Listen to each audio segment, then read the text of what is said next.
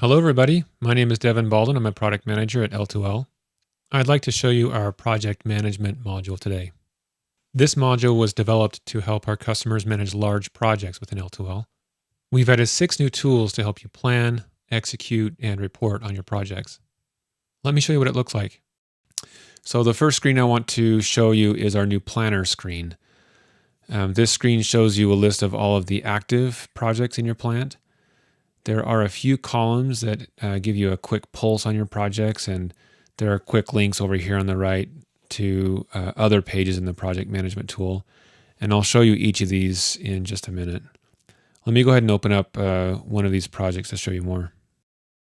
Right away, you can see that this project is just a normal work order. The only difference here is that we've marked a project work order checkbox right here. This allows the work order to show up in the project filters on other screens. We've added a resource planner to the work order screen. This project work order only has one resource, which is the team lead for the project. Let me open up the child work order to show you what that looks like. This child work order has more resources assigned to it. This resource section makes it super easy to plan who will do the work for the work order. Each of these resource rows will actually show up on a new calendar we built, which I'll show you in just a minute. Moving on, we've added a Dependencies section. This Dependencies section makes it possible to define sequence of work. We also use this dependency information to build a Gantt chart, again, which I'll show you in just a minute. And finally, we've added a Scheduled Machines section, so you can schedule out machines that aren't bolted to the ground. Scheduled machines will show up in the calendar as well. So let's go back to the parent work order so I can show you the other screens. Let's take a look at the Kanban screen. This Kanban screen shows you all of the child work orders for a project, and you can actually see work orders for more than one project by adding it to the filter like this. Okay, let's go on to the next screen.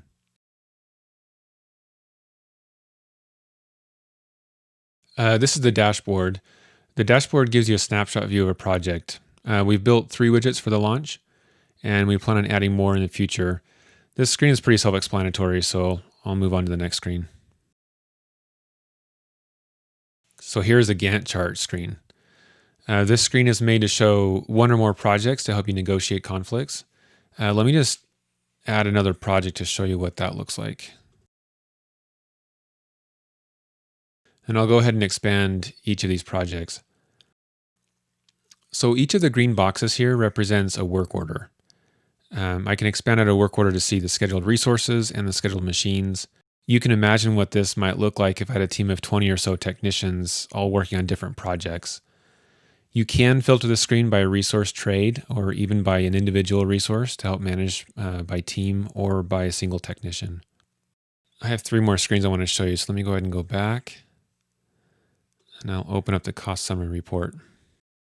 So we've added this work order cost summary report to help you follow the economic impact of a project. Some of these numbers used to be on the work order screen, but we moved them to this screen and we added a few more numbers. This screen will show you totals for your labor costs, your spares costs, and external costs, as well as a sum of those numbers for all of the descendant work orders.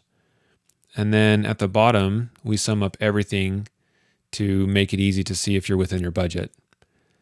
You can see that I'm still below my budget on this project. So let's go back to the project work order one more time so I can show you the labor summary report. This report is very similar to the cost summary report, only it reports on time instead of money. You can see here that I've got a list of resources for the project work order at the top with their estimates and actuals.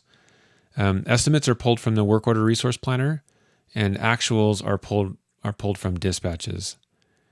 Right below that is a checklist section. I'm going to show you checklists in just a minute, but let me explain how this section works real quick.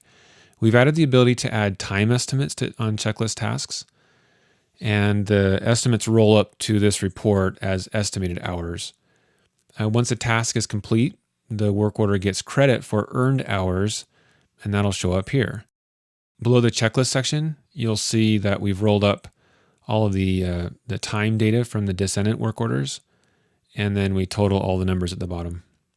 Okay, now on to checklists.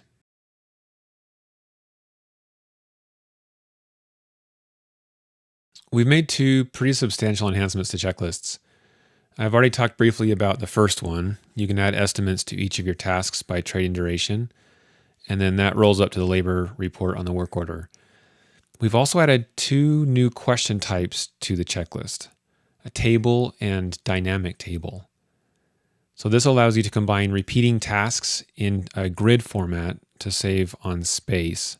The table question type lets you add rows to the table when editing the checklists, and the dynamic table will allow the table to be dynamically expanded when a user fills out the checklist.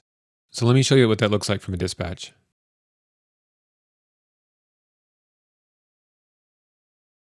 I'm going to go back to my project and open up one of my dispatches that has checklists attached.